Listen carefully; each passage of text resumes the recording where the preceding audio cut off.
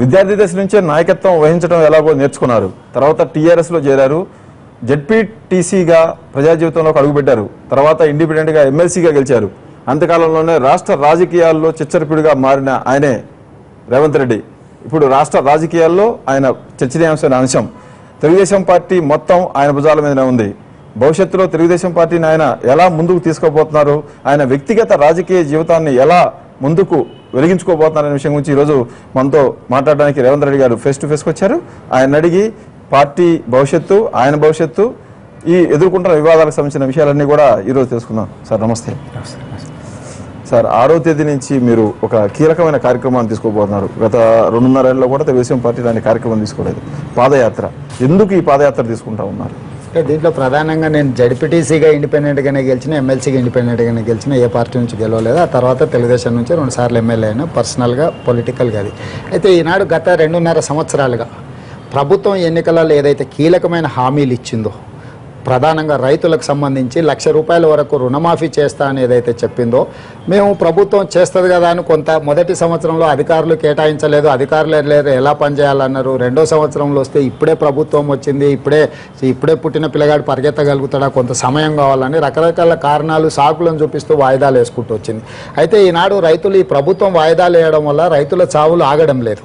రాష్ట్రం అయితే వచ్చింది, కానీ వచ్చిన రాష్ట్రంలో ఎవరైతే మెజారిటీ ప్రజలు రైతుల సంక్షేమం కోసం పనిచేయాల్సిన ప్రభుత్వం తన ప్రాధాన్యతలను రైతులుగా కాకుండా కాంట్రాక్టర్లో, టెండర్లో, మిగతా ప్రాసెస్లనే ప్రభుత్వం ప్రాధాన్యత అంశం కింద చేర్చుకోవడం వల్ల ఈనాడు ప్రభుత్వం 2.5 సంవత్సరాలు పూర్తయినా కూడా రైతు రుణమాఫీ చేయలేదు. కాబట్టి అదేవిధంగా విత్తన కంపెనీలు నకిలీ విత్తనాలు సరఫరా చేయడం వల్ల లక్షల ఎకరాల పంట నష్ట పరిహారం, పంట నష్టం జరుగుతూ కూడా వాళ్ళు ఎక్కువ ఇవ్వలేదు. గతంలో అకాల వర్షాలు, తర్వాత కరువు వల్ల నష్టం వస్తే 790 కోట్ల రూపాయలు కేంద్ర ప్రభుత్వం ఇన్పుట్ సబ్సిడీ కింద రాష్ట్ర ప్రభుత్వానికి చెల్లిస్తే ఆ నిధులను దారి మళ్లించి ఆంధ్ర కాంట్రాక్టర్లకు బిల్లులు చెల్లించారు, కానీ రైతులకు ఇన్పుట్ సబ్సిడీ ఇంతవరకు విడుదల చేయలేదు. అదేవిధంగా చనిపోయిన రైతాంగ కుటుంబాలకు 6 లక్షల రూపాయలు నష్టపరిహారం ఇస్తామని మేము పోరాటం చేస్తే జీవో ఇచ్చిన ప్రభుత్వం ఈ రాష్ట్రంలో 2,700 మంది రైతులు ఆత్మహత్యలు చేసుకుంటే కనీసం 400 మంది కూడా ఈ రోజు వరకు నష్టపరిహారం ఇవ్వలేదు.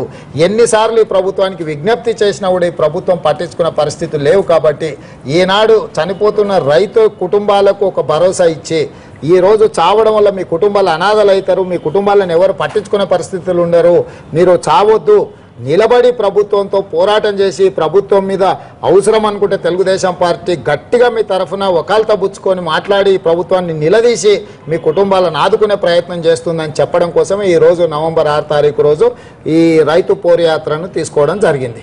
ప్రభుత్వాన్ని అందరూ పొగుడుతున్నారు, మీరేమో మొత్తం మొదటి నుంచి చూసి చివరి వరకు కూడా అన్ని విషయాల్లో తెగుడుతున్నారు. ఇది ఎలా ఏ సర్వే చూసినా కూడా నెంబర్ 1 వస్తూ ఉంది రాష్ట్రము, నెంబర్ 1 సీఎంగా నిలుస్తున్నారు కేసీఆర్. అంటే ఇప్పుడు మనము డబ్బులు ఇచ్చి బాజా భజంత్రి వాళ్ళని పిలుచుకుంటే మన ఇంట్లో ఉండి మనకు నచ్చినట్టుగానే వాయిస్తారు తప్ప పక్కింటోళ్ళ సంతోషానికి వాయించారు. కేంద్ర ప్రభుత్వ సంస్థలు కూడా మాకే నెంబర్ 1. ఇందులో అదే గతంలో ప్రధానమంత్రి నరేంద్ర మోడీ గారు సర్వేలు చేస్తే కేసీఆర్ గారు నెంబర్ 1 వచ్చిందని వాళ్ళ పత్రికలో, వాళ్ళ టీవీలో తాటికాయంత అక్షరాలతో చూపించుకున్నారు. మేము నిలదీసిన తర్వాత భారతీయ జనతా పార్టీకి సంబంధించిన తెలంగాణ శాఖ పిఎంఓ ఆఫీసులో కనుక్కొని అసలు నరేంద్ర మోడీ గారు ఇలాంటి సర్వేలే నిర్వహించలేదు, అట్లాంటి అంశమే లేదు, భవిష్యత్తులో ఈ రకమైన ప్రచారం కల్పించుకుంటే కేసులు పెట్టి బొక్కలో దూస్తామని చెప్పిన తర్వాత కిమ్మనకుంటూ ఊరుకున్నారు తప్పితే దాన్ని మళ్ళీ ప్రశ్నించలేదు. మీరు చెబుతున్నంత ఇదిగా ప్రజల్లో ఆ వ్యతిరేకత కనిపించట్లేదు. 6 నెలల క్రితం గ్రేటర్ ఎన్నికలు జరిగితే మొత్తం సీట్లన్నీ కూడా వాళ్ళు గెలుచుకున్న పరిస్థితి కనిపిస్తుంది. ఇది ఎలా దీన్ని మీరు మీకు అనుకూలంగా మాట్లాడతారు, వాళ్ళకి వ్యతిరేకంగా ఉందని చెప్తారు? ఇప్పుడు 2008లో కేసీఆర్ గారు 17 మంది ఎమ్మెల్యేలు, 5 మంది ఎంపీలు రాజీనామాలు చేశారు. 7 ఎమ్మెల్యేలే గెలిచిండు, 2 ఎంపీలే గెలిచారు. అంటే ఆనాడు తెలంగాణ ఉద్యమం లేదనా? ఈరోజు కేసీఆర్ కష్టపడితే ఓట్లు వేయలే ప్రజలు ఇష్టమై కేసీఆర్కు ఓట్లు వేస్తారు. ఎందుకనంటే ఈయనకు అన్ని రకాల బలాన్ని మనం చేకూర్చాలా, ఇతను తప్పించుకోవడానికి అవకాశం ఇవ్వద్దు, ఇతన్ని బలోపేతం చేస్తే తద్వారైనా మాకు మేలు జరుగుతుందని చెప్పి ఉప ఎన్నికలలో ప్రజలు ఇష్టపడి కేసీఆర్కు ఓట్లు వేసిండ్రు తప్ప కేసీఆర్ పనితనం మీద ఎన్నికలు జరగలేదు. కేసీఆర్ పనితనం మీద ఎన్నికలు జరిగినప్పుడు అదే అంశాలను ప్రాతిపదికన తీసుకొని ఒకవేళ ఎన్నికలు జరిగితే కేసీఆర్కి ఏ రకమైన తీర్పు ఇవ్వాలనో ప్రజలకు తెలుసు. తప్పకుండా అవసరమైన సందర్భంలో ప్రజలు ప్రతిస్పందిస్తారని మేము ఆశిస్తున్నాం. ప్రజల కోసం కాదు రేవంత్ రెడ్డి చేయబోయే పాత్ర కానీ, టీడీపీ చేయబోయే యాత్ర కానీ, ఇవంతా కూడా పార్టీని అడుగంటిపోతున్న పార్టీ టీడీపీని బతికించుకోవడం కోసమే. అంటే అంటే ఇప్పుడు అనడానికి ఏమైనా అనొచ్చు. ఇప్పుడైతే ఓట్లు లేవు, సీట్లు లేవు, మేము ఓట్లు అడగడానికి పోతలేము, సీట్లు గెలిపించమని అడుగుతలేము. ఇప్పుడు రైతులు చనిపోయిన మాట వాస్తవం కాదా? రైతు రుణమాఫీ చేయని మాట వాస్తవం కదా? ఇన్పుట్ సబ్సిడీ 790 కోట్ల రూపాయలను దారి మళ్లించిన మాట వాస్తవం కదా? నకిలీ విత్తనాలకు బలైపోయి లక్షల ఎకరాల పంట నష్టం జరిగి రైతులు రోడ్ల మీదకి వచ్చి ధర్నాలు, రాస్తారోకోలు, బందులు పాటిస్తున్న మాట వాస్తవం కదా? కానీ ఆ స్థాయి మీరు చెప్తున్న స్థాయిలో ప్రజా వ్యతిరేకత అయితే ఎక్కడ కనిపించట్లేదని. అంటే మీరు మనందరము ఎట్లా తయారైపోయినామంటే రాళ్లతో కొడితేనే ప్రజలు నిరసన తెలిపినట్టు అనుకుంటున్నాం, కార్లు బల కొడితేనే ప్రజలు మనల్ని వ్యతిరేకిస్తున్నారు అనుకునే ఒక రకమైన వాతావరణాన్ని తెలంగాణ ఉద్యమం సందర్భంగా కేసీఆర్ గారు సృష్టించారు తెలంగాణ ప్రాంతంలో. ఎందుకు రోడ్డు మీద వచ్చి రాళ్ళు వేయట్లేదు అంటే ఇప్పుడు 60 సంవత్సరాలు పోరాటం చేసి ఎంతో మంది ఆత్మ బలిదానాలు చేసుకొని ఎంతో మంది త్యాగాలు చేసి తెచ్చుకున్న తెలంగాణలో ఉద్యమకారుని చెప్పుకునే చంద్రశేఖరరావు గారు ముఖ్యమంత్రి ఏంటంటే ఏదో కొంత చేస్తారని ప్రజలు ఆశాభావంతో ఉన్నారు. రెండవది కొంత సమయాన్ని ఇవ్వాలా. ఇప్పుడే వచ్చిండు కాబట్టి తనకి సెక్రటేరియట్ ఎక్కడుందో, ఇది ఎక్కడుందో, అది ఎక్కడుందో చూసుకోవడానికి కొంత సమయం ఇవ్వాలని తెలంగాణ ప్రజలు వారికి కొంత సమయం ఇచ్చిన మాట వాస్తవం, వారిని ఆదరించిన మాట కూడా వాస్తవం. కానీ 2.5 సంవత్సరాల పేద ప్రజలకు అవసరమైన ప్రణాళికలను ముఖ్యమంత్రి గారు రచించడం లేదు. ముఖ్యమంత్రి గారు ఏది రచిస్తున్నారంటే తనకు పూర్తి స్థాయిలో లాభం ఉండి పేదల కోసం పనిచేస్తున్న నటించే అంశాలను మాత్రమే వారు ప్రాధాన్యత క్రమంలో పెట్టుకున్నారు. వాటర్ గ్రిడ్ ప్రజల్లో ఇష్టపడి ఓట్లేసినప్పుడు ఆ ఇష్టపడి ఓట్లేసిన ప్రజలకు అనుకూలంగా నిర్ణయం తీసుకోకుండా తనకు నచ్చిన నిర్ణయాలు తీసుకోవటం మీరు చెప్పినట్టు చేయటం అంత ధైర్యం ఒక రాజకీయ నాయకుడు చేయగలుగుతాడా? చంద్రశేఖరరావు గారు చేయగలుగుతారు. ఓట్లు అవసరం లేదు. చంద్రశేఖరరావు గారు ఏమనుకుంటారంటే ఎట్లాంటి వాళ్ళనైనా ఎన్నిసార్లు అయినా నేను మోసం చేయొచ్చు. ఒక నానుడు ఉంది, అందరిని అన్నిసార్లు మోసం చేయలేము, కొందరిని కొన్నిసార్లు మోసం చేయొచ్చు అని. కేసీఆర్ గారు ఏమనుకుంటారంటే అందరినీ అన్నిసార్లు మోసం చేయగలుగుతాను నేను, నాకు ఆ నేర్పరితనం ఉందని కేసీఆర్ గారు నమ్ముతున్నారు. ఆయనకు ప్రజల కంటే కూడా తన మీద తనకు ఎక్కువ విశ్వాసాన్ని నమ్మకం. నేను ఎవరినైనా బోల్తా కొట్టించగలుగుతా, బురిడి కొట్టించగలుగుతా అని. ఎందుకంటే చిరంజీవి గారిని ఇంటికి పోయి కూర్చొని పొత్తు పెట్టుకుంటాను జై తెలంగాణ అనిపించిండు. రాజశేఖర రెడ్డి గారిని శాసనసభలో తీర్మానం చేయించేటట్టుగా చేసిండు. సోనియా గాంధీని ఇంట్లోకి పోయి పార్టీ విలీనం చేస్తానని నమ్మించి తెలంగాణ తెచ్చుకొని వాళ్ళ మీదనే పోటీ చేసాడు. ఈ రకంగా నమ్మించి మోసం చేయడంలో, నమ్మించి మభ్యపెట్టడంలో చంద్రశేఖరరావు గారికి ఉన్న నైపుణ్యాన్ని ఆయన ఎక్కువగా నమ్ముతారు. తెలంగాణలో తెలుగుదేశం పార్టీకి భవిష్యత్తు ఉండదా? 15 మంది ఎమ్మెల్యేలు గెలిస్తే 3 మిగిలారు. ఆ 3లో ఒకరు అంటి ముట్టినట్టుగా ఉంటారు. మీరు ఒంటరి పోరాటం చేస్తున్నట్టుగా కనిపిస్తూ ఉంది. ఎలా దీనికి పూర్వవైభవం తేయడానికి మీ ప్రయత్నాలు సాగబోతున్నాయి? ఇప్పుడు మనము భారతీయ జనతా పార్టీ రాజీవ్ గాంధీ గారు ప్రధానమంత్రి అయినప్పుడు 2 సీట్లు గెలిచింది. 2లో ఒకటి తెలుగుదేశం పార్టీ మద్దతుతోనే జంగారెడ్డి గారు హన్మకొండలో పివి నరసింహారావు గారిని ఓడించి గెలిచారు. అంటే మిగతా దేశంలో గెలిచింది ఒకటే సీటు. ఆనాడు తెలుగుదేశం పార్టీ 35 సీట్లు గెలిచింది. ఇందిరాగాంధీ గారు తెలుగుదేశం పార్టీని చీల్చింది. ఈ పార్టీ ఉండదు అని ఆమె విజయం సాధించలేకపోయింది. పివి నరసింహారావు గారు ఆ ప్రయత్నం చేసినారు, వారు విజయం సాధించలేకపోయారు. రాజశేఖర రెడ్డి గారు ఆ ప్రయత్నం చేసినారు, వారు విజయం సాధించలేకపోయారు. ఇప్పుడు 4వ వార్డుగా కేసీఆర్ గారు ఆ ప్రయత్నం చేస్తున్నారు. అంటే ప్రతిసారి ఇట్లాంటి చీలిపోయినప్పుడల్లా పార్టీ మళ్ళీ వచ్చిన ఎన్నికలలో అత్యధిక మెజార్టీతో ప్రజలు గెలిపించిన పార్టీ ఇది. 8 సార్లు పార్టీ ఏర్పడిన తర్వాత ఎన్నికలు జరిగితే 5 సార్లు అధికారంలోకి వచ్చినాం, 3 సార్లు ప్రధాన ప్రతిపక్షంలో ఉన్నాం. ఉన్న ఎమ్మెల్యేలు ఉన్నారా లేదా, నాయకులు ఉన్నారా లేదా అనే పరిస్థితిలోకి వచ్చింది. కార్యకర్తలనే నాయకులుగా తయారు చేసే శక్తి తెలుగుదేశం పార్టీకి ఉంది. నాయకులను తయారు చేసే యూనివర్సిటీ తెలుగుదేశం పార్టీ. నరేంద్ర మోడీ గారు ఇట్లనే అనుకుంటే ఢిల్లీ ఎన్నికలలో కేజ్రీవాల్ ఏం చేసిండో మీరు చూసిండ్రు. బీహార్లో నరేంద్ర మోడీ గారు నేనే ముఖ్యమంత్రి అన్న స్థాయిలో వెళ్ళి ప్రచారం చేస్తే నితీష్ కుమార్ గారు ఏం చేసిండ్రో మనం చూసినాం. ఉప ఎన్నికలలో ఫలితాలను చూసి జగన్మోహన్ రెడ్డి గారికి ఎదురే లేదనుకున్న సందర్భంలో ఆంధ్రప్రదేశ్ ప్రజలు ఏం చేసిండ్రో చూసినాం. తెలంగాణ మేము ఇచ్చినాం, మాకు తిరిగే లేదని ఎన్నికలు వస్తే తెలంగాణలో ప్రజలు ఏం తీర్పిచ్చిండ్రో మనం చూసినాం. కాబట్టి యూపీలో వాస్తవంగా భారతీయ జనతా పార్టీకి 15 సీట్లు పార్లమెంట్ సీట్లు కూడా గెలిచేంత పార్టీ స్ట్రక్చర్ కూడా లేదు. కానీ నరేంద్ర మోడీ గారిని ఒకసారి ప్రధానమంత్రిని చేయాలనుకున్న తర్వాత ప్రజలు యూపీలో 75 సీట్లు గెలిచిండ్రు. గుజరాత్లో, రాజస్థాన్లో, మధ్యప్రదేశ్ లాంటి ప్లేస్లలో 100% సీట్లు గెలిపించడం జరిగింది. అంటే ప్రజలు ఒకసారి ఒక వ్యక్తిని కానీ ఒక పార్టీని కానీ ప్రభుత్వంలోకి తీసుకురావాలని ఎప్పుడైతే నిర్ణయం తీసుకుంటారో ప్రజలు ఆనాడు నిర్ణయించుకుంటారు. చంద్రశేఖరరావు గారిని ముఖ్యమంత్రిని చేయాలనుకున్నారు. ఆ పార్టీకి స్ట్రక్చర్ లేకపోయినా కూడా 63 మందిని గెలిపించారు. ఆంధ్ర పార్టీకి ఓట్లు వేసిన అవసరం లేదు అనేది కేసీఆర్ చెప్తున్న సిద్ధాంతం. కేసీఆర్ అదే చెప్తాడు. కేసీఆర్ ఏమన్నా తెలుగుదేశం పార్టీ మంచి పార్టీ, పార్టీ బ్రహ్మాండంగా పనిచేస్తుంది, ఈ పార్టీకి ఓట్లు వేయని చెప్తాడా? ఆయన మా పార్టీలో సభ్యుడా? ఎమ్మెల్యేలు కూడా అందరు కట్టకట్టుకు వెళ్ళిపోయారు కదా. కొనుక్కున్నాడు. ఇప్పుడు ఒత్తిడి చేయడమో, లొంగ తీసుకోవడమో, పార్టీలో చేర్చుకోవడంతో పార్టీలు బలోపేతం కావు. ఈనాడు మీరు ఆలోచన చేయాల్సింది, తెలంగాణ రాష్ట్రం వచ్చిన తర్వాత ఆంధ్ర తెలంగాణ అనే పదాలు కాలం జల్లిన పదాలు. నిజంగానే ఆంధ్ర పార్టీ ఆంధ్ర అయితే అమరావతికి వెళ్ళేందుకు బిర్యానీ తినొచ్చిండు కేసీఆర్ గారు. అమరావతికి వెళ్ళి చంద్రబాబు నాయుడు గారిని, రాజకీయం వేరు, ఆయన చేసిన రాజకీయ నీతి వేరు అని చెప్తున్నారు కదా. ఆయనకు నీతో జాతో ఏమున్నదో ఆయన ఎప్పుడైనా చక్కగా చెప్తే కదా ఆయన నీతి గురించి మనం మాట్లాడేది. ఈ రోజు ఆయన చండీ యాగం చేసుకుంటే పిలుచుకున్నది ఎవరో మీరు ఒక్కసారి చూడండి.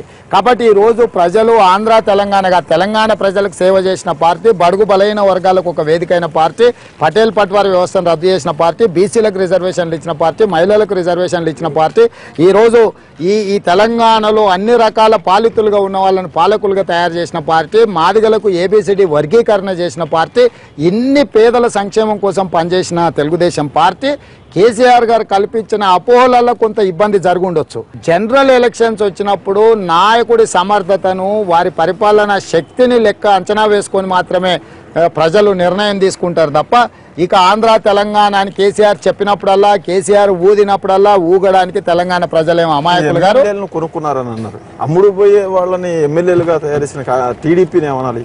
ఇప్పుడు మనము ఎవరినైనా కూడా మంచోడనే మనం ఒక నిర్ణయం తీసుకుంటాం.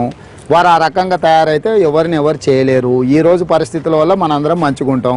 రేపు ఏదైనా విధిలేని పరిస్థితులు వస్తే మనం ఇంకో ఆలోచన చేయొచ్చు.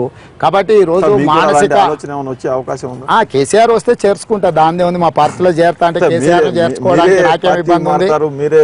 వేరే పార్టీలో చేరడానికి ఆ పార్టీ మాది 35 సంవత్సరాలు ఒక చరిత్ర ఉన్న పార్టీ. ఆ చరిత్ర ఉన్న పార్టీలో చిన్న చిన్న పార్టీలు ఏమైనా చేర్తామంటే మాకేం అభ్యంతరం లేదు, చేర్చుకుంటాము. రేవంత్ రెడ్డిని ఇంకో పార్టీలో చేర్చుకునే శక్తి గానీ ఆ ఆలోచన గానీ అంత ధైర్యం గానీ ఎవరికి లేదు. అంటే ఎన్నికల వరకే రేవంత్ రెడ్డి టీడీపీలో ఉంటారు, ఎన్నికల ముందు ఆయన ఆలోచనలు వేరుగా ఉంటాయి అనే ప్రచారం. ఇప్పుడు ప్రచారానికి ఏముంది, చంద్రశేఖరరావు గారు ఏదైనా ప్రచారం చేయగలుగుతాడు. ఎందుకంటే ఈరోజు అధికారం ఉంది.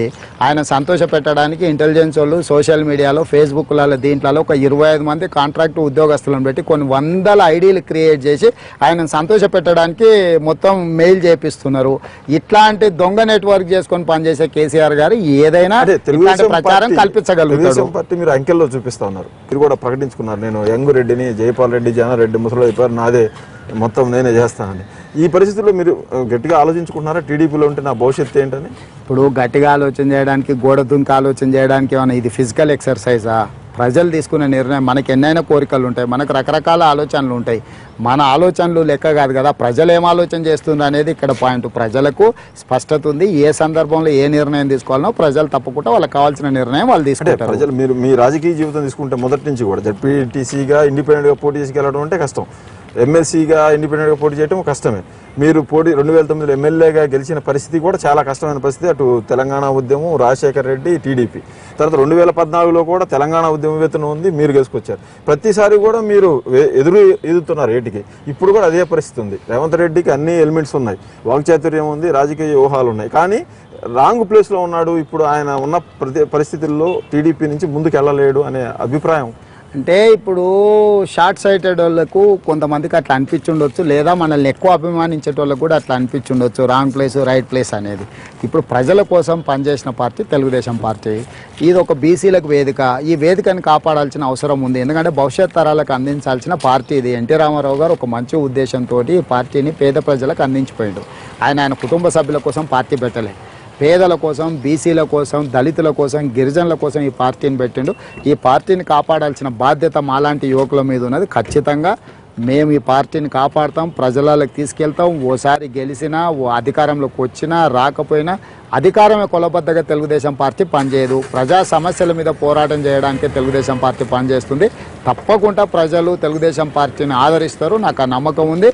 గత చరిత్ర కూడా అదే చెప్తుంది. పరిపాలన సమర్థత, పరిపాలన మీద పట్టు సాధించిన వాళ్ళం, పేద ప్రజల కోసం పని చేయగలిగినంత పార్టీ ఓన్లీ తెలుగుదేశం పార్టీ ఉన్నది. కాబట్టి దాన్ని గ్యారంటీగా ప్రజలు ఆమోదిస్తారని నేను భావిస్తున్నా. రేవంత్ రెడ్డి ఈ తెలుగుదేశం పార్టీకి తెలంగాణలో కీలకమైన నాయకుడు. ఇప్పుడు వర్కింగ్ ప్రెసిడెంట్ ఉన్నారు. వర్కింగ్ ప్రెసిడెంట్ మీరు ఒక్కడే వర్క్ చేయాలనుకుంటున్నారా? అందరూ ఇప్పుడు నేను ఒక్కని చేస్తా ఇద్దా ఇప్పుడు ఈ కార్యక్రమాలు తీసుకుని రాజకీయాలలో చేసినోడికి చేసినంత పని. రేపు పొద్దుగాల నుంచి మీరు వచ్చి సహకరిస్తామన్నా, మాతో పాటు పాదయాత్ర నడుస్తామన్నా,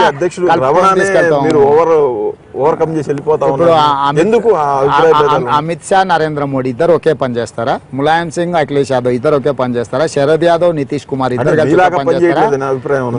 మీలాగా ఒక్కొక్కరికి ఒక సమర్థత ఉంటది. కొందరు కూర్చొని పార్టీ వ్యూహాలను, ఎత్తుగడలను, ఫిలాసఫీని తయారు చేయడంలో ఉంటారు, ఒకరు పరిగెత్తడంలో ఉంటారు, ఒకరు నడవడంలో ఉంటారు. అన్ని రకాల కలయికలను కలిపే ఒక రాజకీయ పార్టీ. నెక్స్ట్ సీఎం అయ్యే అర్హతలన్నీ మీకున్నాయని చెప్తారు. బీజేపీకి మీరు ఆఫర్ చేశారు, సీఎం అభ్యర్థిగా నన్ను ప్రకటిస్తే నేను ఎన్ని వందల కోట్లు పెట్టుకోనైనా కూడా నాయకత్వం వహిస్తాను, అలాంటిది ఏమన్నా ఉందా? ఎక్కడికి వెళ్ళి తీసుకురావాలి 100 కోట్లు? ఇప్పుడు బీజేపీకి ఇప్పుడు అంటే ఇప్పుడు మీ కేసీఆర్ దుర్మార్గంగా చేసుకున్న సర్వేలో కూడా బీజేపీకి 3% ఓట్లు ఇస్తే తెలుగుదేశం పార్టీకి 4.5% ఓట్లు ఇచ్చారు. అది లెక్కనే లేదు. కానీ అంత దుర్మార్గంగా చేసినా కూడా తెలుగుదేశం పార్టీ బాగానే ఉందని ఇచ్చింది కదా బీజేపీ కంటే. మళ్ళీ అందులో దూకాల్సిన పని ఏముంది చంద్రశేఖర్ గారు? ఎలక్షన్ నాటికి వ్యూహం మార్చుకునే ఎందుకు ఏముంది అందులో? ఏముంది అందులో? కాంగ్రెస్ లో ఏముంది అందులో? అంటే ఎందుకు ఏం జరుగుతుంది? తెలంగాణ ఉన్న అన్ని పార్టీల్లో రెడ్డి నాయకులందరినీ కూడా కూడదీసేసి ఒక పార్టీ పెట్టే ఆలోచన కూడా ఉంది అని. అప్పుడు పార్టీ ఎందుకు అవుతుంది? కుల సంఘం అవుతుంది. రెడ్డి నాయకులందరినీ ఒక దగ్గర తీసుకొని ఏదైనా పెడితే అది కుల సంఘం. ప్రపోజల్ పెట్టారు, మీరు కూడా రండి కలిసి పనిచేద్దాం, మిమ్మల్ని కేసీఆర్ దూరంగా పెట్టాడు. ఆయన పోరాటం చేస్తే తెలంగాణ వచ్చింది, ఆయన చేస్తే కేసీఆర్ ముఖ్యమంత్రి అయ్యిండు. ఆయన నేను రమ్మనేది ఏంది? వెళ్తే నేను ఆయన దగ్గరికి వెళ్ళాలి ఏదన్న విషయం ఉంటే గానీ ఆయన నా దగ్గరికి రమ్మనేది ఏంది? అలాంటి ఆలోచన ఎలాంటి ఆలోచన లేదండి. ఇప్పుడున్న ఆలోచన రైతులకు రుణమాఫీ జరగాలి, ఇన్పుట్ సబ్సిడీ ఇవ్వాలి, చనిపోయిన రైతులకు 6 లక్షల రూపాయల నష్టపరిహారం ఇవ్వాలి, ఏదైతే నకిలీ విత్తనాలు సరఫరా చేశారో ఆ కంపెనీల మీద పీడీ యాక్ట్ పెట్టాలి. ఈ రకంగా అన్ని రకాల చర్యలు తెలంగాణ రైతాంగాన్ని ఆదుకునే విధంగా ఉండాలనేది ఇప్పుడు కార్యాచరణ. ప్రజలతో కలిసి వెళ్ళడానికి, ప్రజలను మీ వైపు తిప్పుకోవడానికి. కానీ ఇవి ఒక్కటే రాజకీయ నాయకుడు ఎదగడానికి కానీ ఒక పార్టీకి పైకి రావడానికి సరిపోవు. మీకు ఖచ్చితంగా అయితే మీకు ఒక వ్యూహం ఉండాలి రాజకీయంగా ఏం చేయాలనేది. రెడ్లను కలుపుకునే ఆలోచన ఉందా? ఇప్పుడు తెలంగాణ ప్రజల్ని కలుపుకునే ఏడాదిన్నర క్రితం వరకు చూస్తే కూడా తెలంగాణలో తెలుగుదేశం పార్టీకి భవిష్యత్తు మళ్ళీ ఉండే అనే ఆశ ఉండేది. కానీ చంద్రబాబు నాయుడు ఎప్పుడైతే ఆ బాధ్యత అంతా మీకు అప్పగించిపోయాడు, అప్పటి నుంచే ఇక్కడ ఆశలు లేకుండా పోయిన నాయకుల్లో కూడా అప్పటి నుంచి ఎమ్మెల్యేల వసలు కూడా ప్రారంభమయ్యాయి అనేది అలాంటిది ఏమైనా ఉందా? ఇప్పుడు చంద్రశేఖర్ గారు, చంద్రబాబు నాయుడు గారు ఇక్కడ ఉన్నప్పుడు 2009 నుంచి 2014 వరకు 92 మంది ఎమ్మెల్యేలను గెలిచినాం. చంద్రబాబు నాయుడు గారు ప్రధాన ప్రతిపక్ష నాయకుడిగా ముందలు కూర్చున్నప్పుడు వెనకాల 32 మంది పార్టీ ఫిరాయించారు. మీరే ఉదాహరణ, ఆ రోజు ఎంతమంది శాసనసభ్యులు పార్టీ ఫిరాయించారో. చంద్రబాబు నాయుడు గారు రాష్ట్రం ఏర్పడిన తర్వాత ఇక్కడ ఉన్నప్పుడు 6 మంది ఎమ్మెల్యేలు అసలు ప్రభుత్వం వచ్చిన తొలినాళ్లలోనే పార్టీ ఫిరాయించారు ఎమ్మెల్యేలు. మీకు తెలియంది కాదు. ఆనాడు చంద్రబాబు నాయుడు గారు ఎక్కడికి వెళ్ళాలి, ఇక్కడే ఉన్నారు. 6 మంది ఎమ్మెల్యేలు ఆ రోజు ఫిరాయించారు. కాబట్టి చంద్రబాబు నాయుడు ఉన్నా లేకపోయినా ఒకటే. అంటే ఎమ్మెల్యేల అమ్ముడు పోయేవాడికి చంద్రబాబు నాయుడు గారు ఉన్నాడా, లోకేష్ బాబు గారు వస్తారా, రేవంత్ రెడ్డి చేస్తాడా అనేది కాదు. దారాబాల్ కింద అమ్ముడు పోయిండ్రు. పార్టీకి పెద్దగా ఉన్నాడు. ఆ ఇన్సిడెంట్ తోటి ఏదైతే జరిగిందో, ఓటుకు నోటు ఇష్యూ తోటి ఇక్కడ ఉండకుండా పోవడం వల్లనే మొత్తం ఇదంతా జరిగింది అనేది కొంతమంది సీనియర్లు, కొంతమంది కాదు, ఓన్లీ జగన్మోహన్ రెడ్డి అభిప్రాయం. జగన్మోహన్ రెడ్డికి ఏంటంటే ఎంతసేపు పక్కోటి సంసారం కూలాలి, వాని ఇల్లు మొత్తం పోవాలి, దుమ్ము కొట్టుకుపోవాలని జగన్మోహన్ రెడ్డి గారు తెలంగాణ టీడీపీకి చంద్రబాబు నాయుడు గారి మీద ఆరోపణలు చేస్తే ఆడ బతకొచ్చు అని చెప్పి దురాశతోని జగన్మోహన్ రెడ్డి గారు చేస్తున్న ఆరోపణలు. ఆయనకు పేపరు ఛానల్ ఉంది కదా, దాంట్లో ఈ విష ప్రచారం చేసే ప్రయత్నం చేస్తుండే తప్ప నరేంద్ర మోడీ గారు తెలంగాణలో బీజేపీ అధికారంలో రావాలంటే ఆయన ఇక్కడ కూర్చొని పార్టీ నడుపుతాడు. అమిత్ షా, నరేంద్ర మోడీ ఈరోజు కాంగ్రెస్ పార్టీ అధికారంలోకి రావాలంటే సోనియా గాంధీ, రాహుల్ గాంధీ వచ్చి తెలంగాణలో కూర్చొని పార్టీ నడుపుతున్నారా?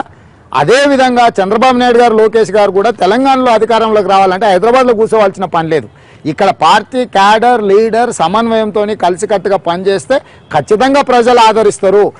ఏ భారతీయ జనతా పార్టీకి అమిత్ షా, నరేంద్ర మోడీ గారు ఎట్లనో, కాంగ్రెస్ పార్టీకి సోనియా గాంధీ, రాహుల్ గాంధీ ఎట్లనో, తెలుగుదేశం పార్టీకి తెలంగాణ కూడా చంద్రబాబు నాయుడు గారు, మన లోకేష్ బాబు గారు అంతే తప్ప మీరు వేరే రకంగా ఏం ఆలోచన చేయాల్సిన పని లేదు. తెలంగాణలో తెలుగుదేశం పార్టీ తయారు చేసిన వాళ్ళే అన్ని రాజకీయ పార్టీలలో నాయకులు.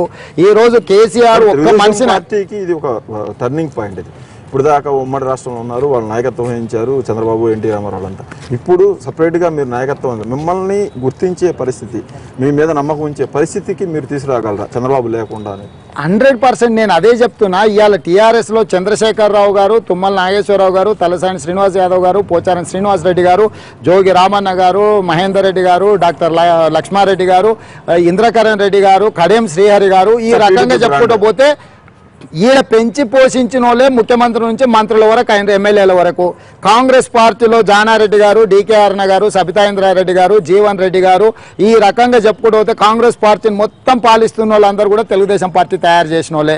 ఇంతమందిని ఇన్ని రాజకీయ పార్టీలను ఇన్ని పార్టీలను నడిపించగలిగిన నాయకులను ఉత్పత్తి చేసిన తెలుగుదేశం పార్టీ సొంతంగా నడిపించుకునే నాయకులను ఉత్పత్తి చేయదని మీరెందుకు అనుకుంటున్నారు? మేమెందుకు నడపలేము అనుకుంటున్నారు? మీరు పూర్తి విశ్వాసం అయితే మీకుంది, మళ్ళీ తిరిగి ఎక్కడైతే పోగొట్టుకున్నాం అక్కడి నుంచి చంద్రశేఖరరావు గారి కంటే గౌరవప్రదంగా తెలంగాణ ప్రజలకు మంచి పాలనను అందించే సమర్థత తెలుగుదేశం పార్టీకి ఉంది.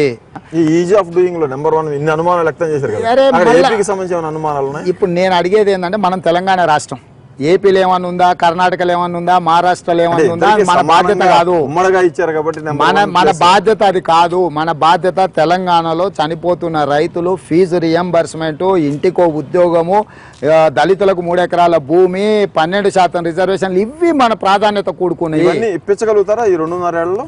ఇప్పియకపోతే దించుతాము, ఇప్పిస్తాం, ఇప్పించకపోతే దించుతాం, దించి మేము వచ్చి మేము ఇస్తాము. తెలుగుదేశం పార్టీ గతంలో ఇచ్చింది, రేపు కూడా ఇస్తాం మేము. కేసీఆర్ ఇవ్వకపోతే చూసుకుంటూ కూర్చుంటాం అనుకుంటున్నాం. యాత్రల్లో మీ పార్టీ మీరు చేపట్టిన యాత్రలు, మీరు చెబుతున్న సమస్యలు, ఇవన్నీ కూడా ప్రజాభిప్రాయాన్ని కూడబెట్టి ఒక ఉద్యమం రూపంలో తీసుకురావడానికి దోహదం చేస్తాం. 100% చేస్తాము. ఇప్పుడు ప్రజలకి వెళ్తున్నదే దానికోసం కదా. 5 సంవత్సరాల కోసం ఎన్నికైన ప్రభుత్వానికి 50% కాలం గడిచిపోయింది.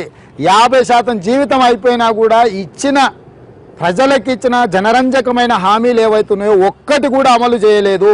మిమ్మల్ని అసెంబ్లీలో నోరు తెరవని పరిస్థితి కనిపిస్తూ ఉంది, ఏమైనా ఫీల్ అవుతా ఉన్నారా? ఇప్పుడు నేనేమంటున్నా అంటే, మనం ఏది చేస్తే అది మన ఎంబడి వస్తుంది.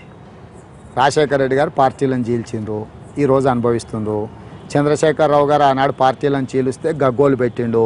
తెలంగాణ కోసం మేము మాట్లాడతామంటే మాకు మైకే లేదు, ద్వితీయ శ్రేణి పౌరులుగా చూస్తున్నారని గగ్గోలు పెట్టిండు. తర్వాత ఏమైందో మనం చూసినాము. కిరణ్ కుమార్ రెడ్డి ₹1 కూడా ఇస్తలేడు, ఈయనన్నాడు, ఇదన్నాడు, అదన్నాడు అని ఆ రోజు అసెంబ్లీలో మమ్మల్ని మాట్లాడని ఇవ్వలేదన్నాడు. జరిగిన పరిణామాలు మనం చూసినాము. చంద్రశేఖరరావు గారు పుస్తకాలు చాలా చదువుకుంటా 80,000 పుస్తకాలు చదివినా అని చెప్పిండు. 80,000 కాకపోయినా 800 చదివి ఉండొచ్చు కదా. దాంట్లో ఒక 3-4 పుస్తకాలు హిట్లర్ది, ముసోలినిది, ఈ లేటెస్ట్గా ముషరఫ్ది, వీళ్ళ సద్దాంది, ఇట్లాంటి వాళ్ళ పుస్తకాలు చదివితే చరిత్రలో మనం ఏం చేస్తే ఏం జరుగుద్ది అనే దానికి తాజా ఉదాహరణలు ఉన్నాయి. నాకెందుకు బాధ అండి? నేను అట్లా కాదు. ఈ రాష్ట్రంలో అసహనం అనేది ఏలుతుంది. చంద్రశేఖరరావు గారు తన అసమర్థతను కానీ, తన పనితనాన్ని కానీ, ప్రభుత్వ వైఫల్యాలను కానీ ప్రశ్నించే ప్రయత్నం చేస్తే అసహనంతో ఊగిపోతున్నాడు. ఈ అసహనం అనేది పాలకులకు మంచిది కాదు, చివరాఖరికి వాళ్ళ పతనానికి దారితీస్తుంది. నేను నమ్మేది, నేను విశ్వసించేది, ప్రజల తరఫున ప్రజా సమస్యల మీద పోరాటం చేసినప్పుడు తప్పకుండా ప్రజలు ప్రజాప్రతినిధిగా ఎన్నిక చేసి ఆ సభలోకి పంపుతారు. వచ్చిన పదవిని వ్యక్తిగత ప్రయోజనాలకు వాడుకుంటే ప్రజలు తిరస్కరిస్తారు. చూస్తే ప్రతిపక్షాలు, సిపిఎం కూడా పాదయాత్ర చేస్తూ ఉంది, కాంగ్రెస్ కూడా విద్యార్థి గర్జన, రైతు గర్జన చేస్తాం. ఈ అన్ని ప్రతిపక్షాలు కలిసి మళ్ళీ ఏమన్నా ఎన్నికల్లో కలిసి పోరాటే అలాంటి ప్లాన్ ఏమైనా ఉందా? ఏదైనా జరగవచ్చు. 84లో ఎన్టీ రామారావుని ఇందిరాగాంధీ అత్యంత ప్రజాస్వామ్య స్ఫూర్తికి విరుద్ధంగా దించిన రోజు భారతీయ జనతా పార్టీ, కమ్యూనిస్టులు కూడా తెలుగుదేశం పార్టీతో కలిసి ఆనాడు ఎన్నికలలో పోటీ చేస్తాయి. వ్యతిరేకంగా పుట్టిన టీడీపీ కాంగ్రెస్ తో కలుస్తుందా అనేది డౌట్. ఇప్పుడు కాంగ్రెస్ పార్టీ లేనప్పుడు దానికి వ్యతిరేకమే ఉంది. అది బలంగా ఉంటే అక్కడైనా ఇక్కడైనా వాళ్ళు ఉన్నది ద్వితీయ తృతీయ శ్రేణులనే కదా. ఎలా ఉంటాయి సంబంధాలు? ఇప్పుడున్నట్టే ఉంటాయి. ప్రజల్ని ఒక ఉద్యమ పందాకు తీసుకురాబోతున్నారు. ఏదైతే ప్రభుత్వం ఇచ్చిందో ఆ హామీలను నెరవేర్చబోతున్నారు. నెరవేర్చకపోతే వాళ్ళని దించుతారు. ఇదే లక్ష్యంతో మీ యాత్ర సాగబోతా ఉంది. నేను ప్రభుత్వానికి వ్యతిరేకంగా అభిప్రాయాన్ని కూడగట్టడానికి పాదయాత్ర చేస్తలేను. పనులు చేయకపోతే వ్యతిరేకంగానే ప్రజలకు మేలు జరిగి ప్రభుత్వం మీద ఒత్తిడి తీసుకొచ్చి చనిపోతున్న రైతాంగ కుటుంబాలను చావకుట్ట చూసుకోవడము, వాళ్ళకి ఇస్తున్న రైతు రుణమాఫీ జరగడం కోసము, పంట నష్టం ఇన్పుట్ సబ్సిడీ కేంద్రం ఇచ్చింది విడుదల చేయడం కోసము, నకిలీ విత్తనాల బెడదకు బలైపోయిన రైతులను ఆదుకోవడం కోసమే ప్రయత్నం చేస్తున్న తప్ప తద్వారా మేము ఏదో రాజకీయంగా లబ్ధి పొందాలన్న ఆలోచన లేదు. పార్టీ కోసం కాదు. చంద్రశేఖరరావు గారు సత్రం నడుపుతలేడు, రేవంత్ రెడ్డి పార్టీ నడుపుతలేడు. ఆయనైనా నేనైనా చేసే క్రమంలో పార్టీకి ఉపయోగపడుతుంది, నాయకులకు ఉపయోగపడుతుంది. కానీ మా ప్రాధాన్యతలో మేము ప్రజలకు ఉపయోగపడాలని ప్రయత్నం చేస్తున్నాం. తెలుగుదేశం పార్టీకి తెలంగాణలో ఆయుపట్టుగా ఉన్న బీసీలు, ఎస్సీలు, ఎస్టీలు, మైనార్టీలు ఎప్పటికి కూడా పార్టీతోనే ఉంటారని జరిగిందంతా కూడా ఓన్లీ ఒడిదుడుకులు మాత్రమే. భవిష్యత్తులో తెలుగుదేశం పార్టీ తిరిగి నిలదొక్కుంటుంది, అధికారంలోకి వచ్చి తీరుతుందన్న ఆత్మవిశ్వాసాన్ని రేవంత్ రెడ్డి వ్యక్తం చేస్తా ఉన్నారు. ఆయన యాత్రలు ఈ నెల 6వ తేదీ నుంచి ప్రారంభం కాబోతున్నాయి. ఈ యాత్రలంతా కూడా ప్రభుత్వం ఏ వర్గాలకైతే ఆశలు పెట్టి ఓట్లు ఎంచుకుందో ఆ వర్గాలన్నింటినీ కూడా ఏకతాటిపైకి తీసుకొచ్చి ప్రభుత్వాన్ని మెడలు వంచి ఆ డిమాండ్లన్నింటినీ కూడా నెరవేరుస్తామని చెప్తున్నారు. లేకపోతే ప్రభుత్వాన్ని దించుతామని కూడా ఆయన ప్రకటిస్తా ఉన్నారు. ఇది ఈ వారం ఫేస్ టు ఫేస్. మరొక అతిథితోటి మరొక వారం మరొక ఫేస్ టు ఫేస్లో మళ్ళీ